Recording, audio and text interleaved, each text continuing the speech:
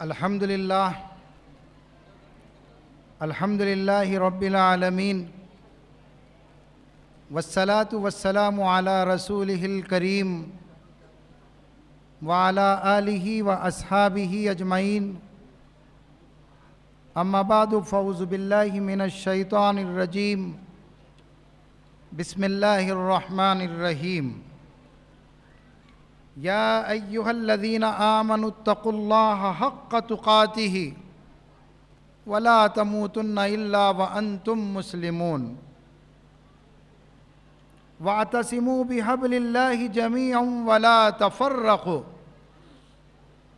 وقال النبی صلی اللہ علیہ وسلم آمرکم بخمس بالجماعۃ والسمع والطاعة والہجرة والجہاد فی سبیل اللہ وفی موضع آخر علیکم بالجماعة وإیاکم والفرقة صدق اللہ ورسولہ۔ قابل احترام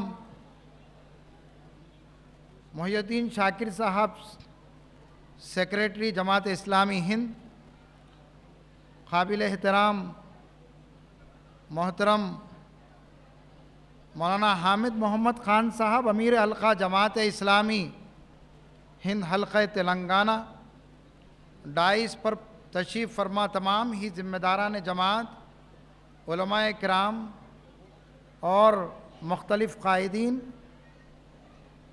حاضرین میں موجود نہایت ہی قابل احترام بزرگوں اور نوجوان بھائیوں، ماں اور بہنوں، اسلام کی دعوت پر بہت ہی تفصیل سے آپ نے گفتگو سنی اور عقیدہ توحید پر بھی بڑی تفصیل سے آپ نے گفتگو سنی۔ اس کا لازمی تقاضا یہ ہوگا کہ یہ کام ہم اکیلے نہیں کر سکتے۔ اسلام کی دعوت کا کام ہو یا عقیدہ توحید کے تقاضوں کی تکمیل ہو، زندگی کے اندر اسلام کی اقامت کا کام ہو، بھلائیوں کو پہلانے کا اور برائیوں کو مٹانے کا کام ہو، انسانوں کے سامنے اللہ تعالیٰ کے دین کی گواہی دینے کا کام ہو، یہ کوئی کام اکیلا نہیں ہو سکتا۔ کوئی سپاہی کتنا ہی مضبوط کیوں نہ ہو جائے، ایک بہت بڑی فوج کا مقابلہ وہ نہیں کر سکتا۔ ہاں، یہ ضرور ہے کہ مختلف سپاہی اپنی اپنی طاقت و قوت کو جمع کر لیں اور ایک بڑے کام کے لیے نکل پڑیں تو ان کی مثال ایسی ہوگی جیسے قطرے قطرے سے دریا بنتا ہے، اور جب پانی دریا کی شکل اختیار کر لیتا ہے تو وہ اپنے اثرات دکھانا شروع کر دیتا ہے۔ ٹھیک اسی طرح سے انسان کی جو بنیادی فطرت ہے کہ انسان سب کے درمیان رہنا چاہتا ہے، انسانوں کی سب کو ضرورت پڑتی ہے، وہ اکیلا زندگی گزار نہیں سکتا، وہ فرد بنتا ہے، خاندان بنتا ہے، بیوی بچے اور ماں باپ کے ساتھ اور اعزاء و اقارب کے ساتھ، سماج کے دیگر انسانوں کے ساتھ وہ زندگی گزارتا ہے، تو گویا وہ اس بات کی نشانی ہے کہ انسان اجتماعیت کو بہت پسند کرتا ہے۔ اور یہ اجتماعیت کیسی ہونی چاہیے، اس کا تفصیلی نقشہ اسلام نے پیش کیا ہے کہ انسان کو سماج میں کیسے رہنا چاہیے، انسان کو گھر میں کیسا رہنا چاہیے، انسان کو والدین اور ماں باپ اور خاندان والوں کے ساتھ، اعزاء و اقارب کے ساتھ کیسا رہنا چاہیے، سماج میں امیروں اور غریبوں کے ساتھ، مالداروں کے ساتھ کیسے رہنا چاہیے، انسان کی معاشی زندگی کے اندر پرپیش تعلقات جو کاروباری لین دین کے اندر پائے جاتے ہیں وہ کیسے ہونا چاہیے، سماجی تعلقات انسان کے کیسے ہونا چاہیے، اسلام کے قیام کے لیے، اسلام کے غلبے کے لیے، باطل نظریات کے خاتمے کے لیے اور باطل افکار کے خاتمے کے لیے کس طرح سے ایک جٹ ہو کر، ایک تنظیم بن کر، ایک اجتماعیت بن کر کس طرح سے زندگی گزارنا چاہیے، اس کا تفصیلی نقشہ نہ صرف اسلام نے پیش کیا ہے بلکہ اس کے آخری حد کو بھی اسلام نے بہت کھل کر بیان کیا ہے۔ اسلام گفتگو کرتا ہے کہ فرد کا تزکیہ کیسا ہونا چاہیے، فرد کے افکار کیسے ہونا چاہیے، فرد کی نیت و عمل کیسا ہونا چاہیے، اور اس کے ساتھ ساتھ اس کی بنیاد پر جب تمام افراد جمع ہو جاتے ہیں، ایک معاشرہ بن جاتا ہے، تو اسلام نے اس کا نام دیا اسلامی معاشرہ۔ جب سارے لوگ اسلام کے احکامات پہ چلنے والے بن جائیں، گھر میں بھی اور بازار میں بھی، معیشت میں بھی اور سیاست میں بھی، تو اس کو کہا گیا کہ یہ اسلامی معاشرہ ہوگا، کہ مسلمان وہاں اسلام کی نمائندگی کریں گے۔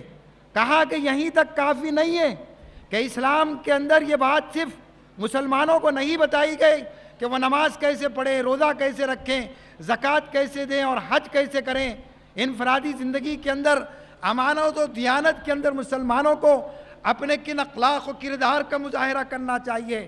اسلام نے اس سے آگر کہا کہ صرف یہیں تک کافی نہیں ہے، اسلام کو غالب کرنے کی جد و جہد کرنا یہ سب سے بڑا تقاضا ہوگا۔ اسلام کو طاقت میں لانا ہوگا، اسلام کو سیاست میں لانا ہوگا، اسلام کو حکومت میں لانا ہوگا۔ جو لوگ اپنے نفس کی بنیاد پر، اپنے خیالات اور افکار کی بنیاد پر دنیا کے اندر ظلم، جبر اور استبداد کی کارروائیاں کرتے ہیں، سرگرمیاں کرتے ہیں، ان کو تخت و طاقت سے اتارنا ہوگا اور اسلام کو براجمان کرنا ہوگا۔ اسلام کے اصول ہوں گے، اسلام کی سیاست ہوگی، یہ سب سے آخری مرحلہ ہوگا اسلامی اجتماعیت کا۔ اسی کو اسلام نے کہا کہ فرد کی ارتقاء کا سامان ہونا چاہیے، تمام لوگ مل کر ایسا معاشرہ قائم کریں کہ وہ اسلامی معاشرہ کہلائے۔ اور اتنا ہی نہیں، ساری جد و جہد کا اختتام اسلامی سیاست پر ہونا چاہیے۔ یہ اسلامی سیاست دراصل مطلوب بھی ہے، اور آگے چل کر یہ بات بتائی گئی کہ یہ جو تم کو احکام دیے جا رہے ہیں، یہ کوئی اختیارات کے طور پر نہیں ہے کہ جس کا دل چاہے اختیار کر لے اور جس کا جی چاہے وہ اسے پیچھے ڈال دے۔ کہا، اسلام نے کہا، بہت ہی زور و قوت کے ساتھ کہا کہ جس طرح نماز فرض ہے، جس طرح سے روزہ فرض ہے، اور جس طرح سے زکوٰۃ صاحب نصاب پر فرض ہے، اور اسی طرح سے حج بھی فرض ہے، ٹھیک اسی طرح سے اسلام کو غالب کرنے کے لیے تمام لوگوں کو قرآن کی بنیاد پر جمع ہونا چاہیے، تمام لوگوں کو سنت کی بنیاد پر جمع ہو جانا چاہیے، تمام لوگوں کو اسلام کی بنیاد پر جمع ہو جانا چاہیے۔ اللہ کی رسی کو، جس کو قرآن کہا گیا ہے، قرآن نے حکم دیا کہ ہم تم پر فرض کر رہے ہیں۔ پہلی بات تو کہی گئی، یا ایھا الذین آمنوا اتقوا اللہ حق تقاتہ ولا تموتن الا وانتم مسلمون۔ اے وہ لوگوں جو ایمان لائے ہو، تقوی کو اختیار کرو۔ مسجد کے اندر بھی تقوی، بازار کے اندر بھی تقوی، پارلیمنٹ اور اسمبلیوں کے اندر بھی تقوی، معیشت کے اندر بھی اور معاشرت کے اندر بھی تقوی اختیار کرو۔ پھر فوری کہا، یہ تقوی کب قائم ہوگا، اس تقوی کا مظاہرہ کب ہوگا؟ کہا کہ اللہ کی خاطر تم سب لوگ مضبوط ہو جاؤ، اجتماعیت کے اندر جڑ جاؤ۔ وَاعْتَصِمُوا بِحَبْلِ اللَّهِ جَمِيعًا، تم سب اللہ کی رسی کو مضبوط پکڑ لو۔ وَلَا تَفَرَّقُوا، اور تم تفرقے کا شکار مت ہو جاؤ، لڑائی جھگڑا مت کرو، اختلاف کرو لیکن انتشار پیدا نہ کرو۔ لہذا تمہاری سوچ، تمہاری فکر، تمہارا عمل، تمہاری چال چلن، تمہارے معاملات، تمہارے تعلقات اور تمہاری لین دین، تمہاری تجارت، یہ ساری کی ساری چیزیں ایک ایسی اجتماعیت کی شکل اختیار کر لے کہ پوری دنیا کے اندر اسلام کا غلغلہ ہو سکے۔ اسی لیے نبی کریم صلی اللہ علیہ وسلم نے فرمایا کہ جس طرح مسلمانوں پر نماز، روزہ، زکوٰۃ و حج فرض ہے، اسلام کے لیے جد و جہد کرنا بھی ویسا ہی فرض ہے۔ فرمایا،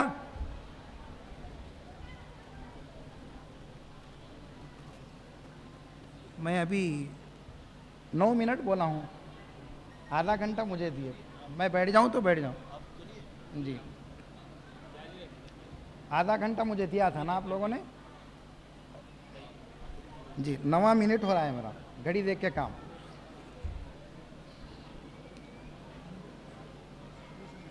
اللہ کے رسول صلی اللہ علیہ وسلم نے فرمایا آمرکم بخمس بالجماعت والسمع والطاعت والہجرت والجہاد. اللہ کے رسول صلی اللہ علیہ وسلم کی زبان اور لہجہ بعض مرتبہ ایسا ہوتا ہے کہ لوگوں کو الرٹ کیا جاتا ہے کہ میں تم کو حکم دیتا ہوں. دیکھیں امت سے کیسا خطاب ہے، امت کے ہر فرد سے خطاب ہے کہ میں تم کو حکم دیتا ہوں. کائے کا حکم دیتا ہوں؟ بالجماعت، جماعت بن جاؤ، الگ نہیں رہ سکتے تم، تنہا زندگی نہیں گزار سکتے. اگر تم تنہا زندگی گزارو گے تو کہا گیا کہ تمہارے اوپر شیطان حملہ کر دے گا. جس طرح سے بکریوں کا دشمن بھیڑیا ہوتا ہے، ٹھیک اسی طرح سے اگر تم میں سے کوئی مسلمان یہ طے کر لے کہ میرا کسی جماعت سے تعلق نہیں ہوگا، میں اپنی انفرادی زندگی میں مگن رہوں گا، میں کھاؤں گا اور پیوں گا، بیوی بچوں میں خوش رہوں گا، مکان اور سواری کی لذتیں اٹھاؤں گا، مجھے کسی جماعت سے کچھ لینا دینا نہیں ہے. اللہ کے رسول صلی اللہ علیہ وسلم نے فرمایا ایسا ہو نہیں سکتا، لازماً تم کو کسی نہ کسی جماعت سے وابستہ ہونا ہوگا. اور جماعت سے وابستگی کا بھی معیار بتایا، بالجماعت. پھر کہا والسمع والطاعت، سننا پڑے گا. ایک آدمی بولے گا، وہ جو تمہارا امیر ہوگا، وہ جو تمہارا لیڈر ہوگا، وہ جو تمہارا رہنما ہوگا، جس کو تم نے اپنا ذمہ دار بنایا ہوگا، وہ لیڈر اور رہنما تقویٰ کی بنیاد پر ہوگا. وہ لیڈر اور وہ رہنما اللہ تعالیٰ سے ڈرنے والا، قرآن پر چلنے اور چلانے والا، سنت پر چلنے اور چلانے والا، اللہ تعالیٰ کے احکامات اور اس کے رسول صلی اللہ علیہ وسلم کی روشنی میں تم کو صحیح راستے پر ڈالنے والا ہوگا. تو اب تمہارا کام یہ ہوگا کہ والسمع والطاعہ، کہ تم کو سماعت بھی کرنا ہوگا، سننا پڑے گا، نہ صرف سننا بلکہ اس پر عمل بھی کرنا ہوگا، اطاعت کرنا ہوگا. اور یہ اطاعت کسی فرد کی اطاعت نہیں ہوگی. اللہ کے رسول صلی اللہ علیہ وسلم نے فرمایا جس نے اپنے امیر کی اطاعت کی گویا اس نے میری اطاعت کی. اللہ کے رسول صلی اللہ علیہ وسلم کی اطاعت کو جوڑ دیا گیا اپنی جماعت کے امیر سے. اور یہ صرف دنیا کا ڈسپلن نہیں ہے، یہ شرعی تقاضا ہے، یہ دینی تقاضا ہے، یہ ایمانی تقاضا ہے کہ ایک آدمی وہ جو تمہارا امیر ہوگا، ایک آدمی وہ جو تمہارا ذمہ دار ہوگا، تم کو سننا پڑے گا، لازماً سننا پڑے گا. اسی میں کامیابی ہوگی، اسی میں جنت ہوگی. جس طرح تم نماز میں اپنے ایک امیر کی بات سنتے جس کو تم امام کہتے ہو، وہ رکوع میں جاتا ہے، وہ سجدے میں جاتا ہے، وہ قیام میں آتا ہے، تو تم بھی اسی کے ساتھ وہی عمل انجام دیتے ہو. تم میں سے کوئی ایک آدمی بھی ایسا نہیں ہوگا کہ امام کا رخ قبلے کی طرف ہوگا اور کوئی یہ کہے کہ میں اس طرف سے نماز ادا کروں گا. کس طرح نماز کے اندر تم اپنے امیر کی، اپنے امام کی اتباع کرتے ہو. صرف نماز کے اندر اجتماعیت نہیں رکھی، صرف روزے کے اندر اجتماعیت نہیں ہے کہ ساری دنیا کے مسلمان ایک ساتھ سحری افطار کریں. صرف زکوٰۃ کے اندر اجتماعیت نہیں ہے کہ ساری دنیا کے صاحب نصاب لوگ اپنے مال کو نکالیں اور غریبوں میں تقسیم کر دیں. اور یہ اجتماعیت جب مسجد سے نکل کر عیدگاہ کے اندر داخل ہوتی ہے نماز کی شکل میں، تو کہا گیا کہ مسلمانوں تمہاری اجتماعیت محلے کے اندر بھی ہونا چاہیے. تم تتر بتر نہیں ہو سکتے اور منتشر نہیں ہو سکتے. محلے کی اجتماعیت کو بڑا کر دیا گیا کہ جب جمعہ کا موقع آئے گا تو تمہاری اجتماعیت کی شان و شوکت اور بڑے پیمانے پر بستی میں ہونی چاہیے کہ تم سب مل کر جمعہ کی نماز ادا کرو. بستی کی بنیاد پر اجتماعیت. اور اتنا ہی نہیں، سال میں کم سے کم 1-2 دفعہ تم تمام مسلمان عیدگاہ میں جمع ہو جاؤ اور یہ معلوم ہو کہ یہ اجتماعیت اللہ اور اس کے رسول صلی اللہ علیہ وسلم نے قائم کی ہے. پورے شہر کی بنیاد پہ اجتماعیت. اسی پر لا کر روکا نہیں گیا، کہا گیا کہ یہ اجتماعیت بین الاقوامی سطح پر ہوگی. لوگ نکل کر دنیا کے کونوں کونوں سے آئیں گے اور حج کے مقام پہ جمع ہو جائیں گے، عرفہ کے میدان پہ جمع ہوں گے اور یہ اجتماعیت کی شان ایسی ہوگی کہ عرفہ کے میدان کے اندر ایک آدمی کھڑا ہوگا، وہ خطبہ دے گا اور نماز پڑھائے گا، دنیا کے سارے مسلمان اسی کی امامت میں نماز پڑھیں گے۔ اس کو اسلامی اجتماعیت کہی گئی اور اس کا کرنا لازم قرار دیا گیا، کسی کے آپشن پر نہیں چھوڑا گیا۔ کہا کہ تم میں سے کسی کی جرت نہیں ہونی چاہیے کہ تم اس اجتماعیت کو چھوڑ کر بھاگ جاؤ۔ اگر تم نے اجتماعیت کو چھوڑ دیا، جماعت سے تعلق کو چھوڑ دیا، جماعت سے چمٹا رہنا چھوڑ دیا، ایک جگہ نبی کریم صلی اللہ علیہ وسلم نے ارشاد فرمایا تم جماعت سے چمٹے رہو، جنت کے وسط میں اللہ تعالیٰ تمہارا گھر بنائے گا۔ ایک مرتبہ نبی کریم صلی اللہ علیہ وسلم کے ساتھ کچھ لوگ جا رہے تھے، کسی گھاٹی میں پہنچے، وہاں پر عرب کے اس مقام پر گھاٹی اور گھاس، کوئی ہری بھری چیز نظر آنا بہت بڑی بات ہے۔ اس گھاٹی کے اندر ایک صحابی نے دیکھا کہ ایک چشمہ بہہ رہا ہے۔ غور سے سنیے، بہت اہم ہے۔ جو لوگ اجتماعیت سے کترا کر نکل رہے ہیں ان کو دشمن جو شیطان ہے ان کا، اللہ کے رسول صلی اللہ علیہ وسلم نے فرمایا جس طرح بکریوں کا دشمن بھیڑیا ہوتا ہے، لوگوں سنو تمہارا دشمن شیطان ہے، تم کو اچک لے گا، تم کو کھا لے گا، تم کو اسلام سے دور کر دے گا، تمہارے ایمان کو تباہ کر کے چھوڑ دے گا۔ سنو، غور سے سنو۔ گھاٹی میں جب گئے تو اس وقت یہ ہوا کہ ایک صحابی نے چشمے کو دیکھا، انہوں نے چشمے کو دیکھ کر آرزو کی کہ کتنا اچھا مقام ہے، میں یہیں پر رہ جاؤں گا، یہیں پر بس جاؤں گا، یہیں پر عبادت کروں گا۔ وہ گئے نبی کریم صلی اللہ علیہ وسلم کے پاس، انہوں نے عرض کیا کہ یا رسول اللہ صلی اللہ علیہ وسلم مجھے اجازت دیجیے کہ میں یہیں پر اپنی زندگی گزاروں، یہیں پر آباد ہو جاؤں۔ سنیے کیسے الفاظ ہیں، گھروں میں بیٹھنے کا وقت نہیں ہے، اٹھنے کا وقت ہے، جاگنے کا وقت ہے، غفلتوں کو دور کرنے کا وقت ہے۔ نبی کریم صلی اللہ علیہ وسلم نے فرمایا ان صحابی سے، سنو، اللہ کی راہ میں نکل پڑنا اپنے گھر کے اندر 70 برس تک نماز پڑھنے سے زیادہ افضل ہے۔ اللہ کی راہ میں نکل جانا، لوگوں کی اصلاح کا کام انجام دینا، دعوت کا کام انجام دینا، غلبہ دین کے لیے جد و جہد کرنا، گھر کے اندر 70 برس تک مسلسل فرائض و نوافل ادا کرنے سے بہتر ہے۔ یہ مقام و مرتبہ ہے اس فرض کا۔ اس اجتماعیت کو جاننے کی ضرورت ہے کہ یہ اجتماعیت کیسی ہونی چاہیے۔ اللہ کے رسول صلی اللہ علیہ وسلم نے فرمایا علیکم بالجماع، لوگوں تمہارے اوپر میں لازم کر رہا ہوں، یہ فرض کر رہا ہوں، تم کو غور سے سننا بھی ہوگا اور عمل بھی کرنا ہوگا۔ تم میں کا کوئی ایک فرد یہ نہ کہے کہ میرا کسی اجتماعیت سے تعلق نہیں ہے، کسی جماعت سے تعلق نہیں ہے، وہ گویا بھٹکا ہوا انسان ہے، اس نے اپنے ایمان کو خیر میں نہیں رکھا ہے، وہ اسلام سے بھاگ رہا ہے۔ جس طرح بھیڑیا اچک لیتا ہے بکری کو اسی طرح شیطان بھی اس کو اچک لے گا۔ یہ اجتماعیت لوگوں کا خیال یہ ہے کہ کسی وجہ سے بھی مسلمان جمع ہو جائیں۔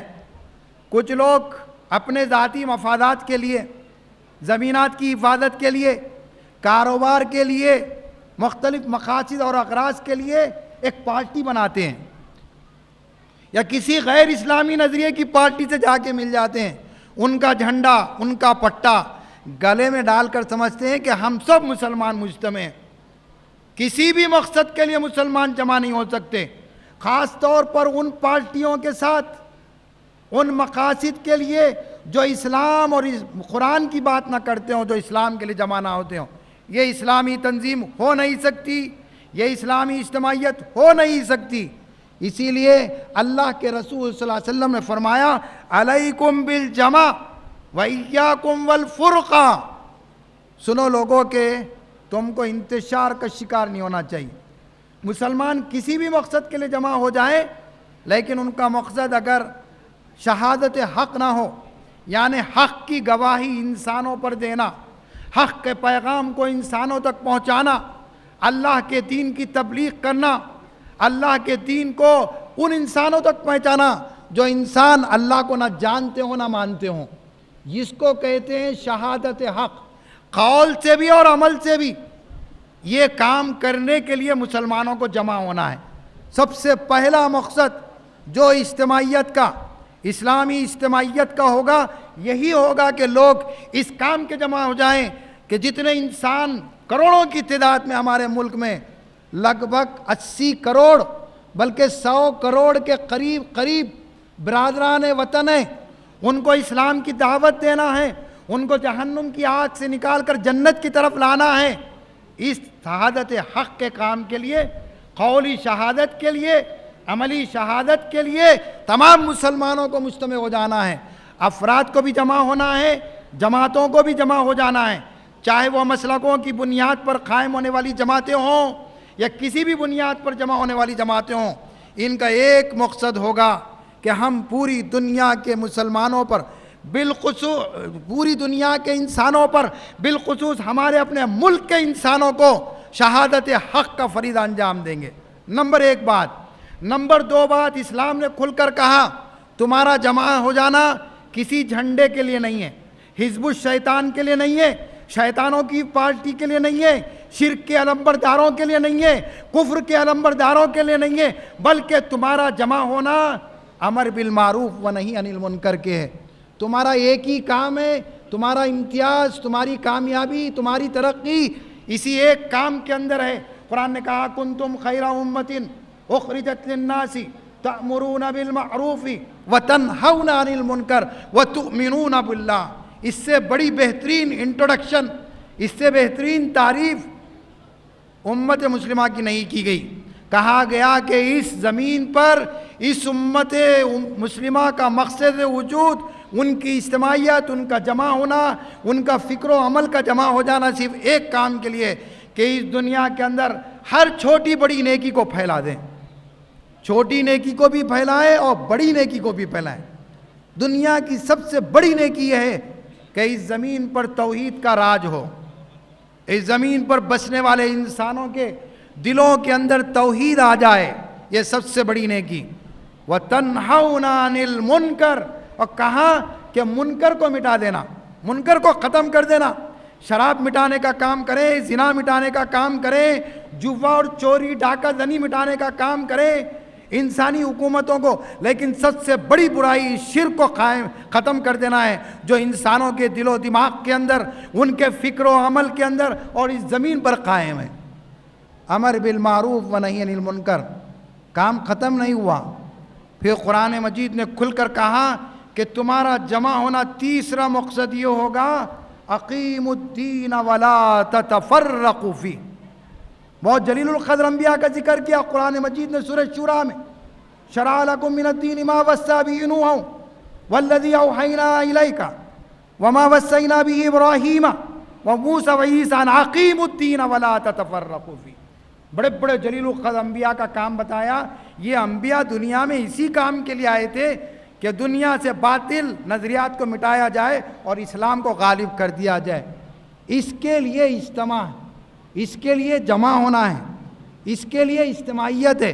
اسی میں دنیا کی بھی کامیابی ہے, دنیا میں بھی سرخروئی ہے, اور آخرت کی کامیابی اور جنت یقینی ہے, اللہ تعالیٰ کی رضا یقینی ہے.